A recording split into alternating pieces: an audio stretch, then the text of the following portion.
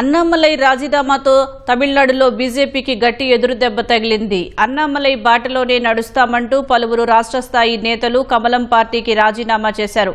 Tamil Nadu BJP రాష్ట్ర ఉపాధ్యక్షుడు నాగరాజన్ తన పదవికి, పార్టీ సభ్యత్వానికి రాజీనామా చేశారు.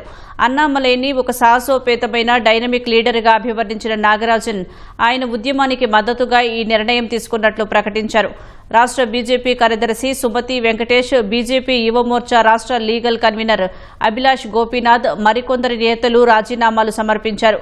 మరోవైపు అన్నామలై రాజకీయ మోడల్కు ప్రజల నుంచి అనూహ్య స్పందన లభిస్తుంది. ఆయన ప్రారంభించిన వి ద లీడర్స్ పోర్టల్లో 10 గంటల్లోనే 10 లక్షల మంది వాలంటీర్లుగా రిజిస్టర్ చేసుకున్నారు. తమిళనాడులో సాంప్రదాయ రాజకీయ నాయకులకు భిన్నంగా తన ఉద్యమానికి స్ఫూర్తిదాత మాజీ రాష్ట్రపతి డాక్టర్ ఏపీజే అబ్దుల్ కలాం అని అన్నామలై ప్రకటించారు. రాజకీయాలు, మతాలు, సామాజిక వర్గాలకు అతీతంగా దేశవ్యాప్తంగా అందరి ఆదరణ పొందిన కలాంను ఎంచుకోవటం వెనుక అన్నామలైకి ఒక స్పష్టమైన వ్యూహం ఉన్నట్లు తెలుస్తోంది.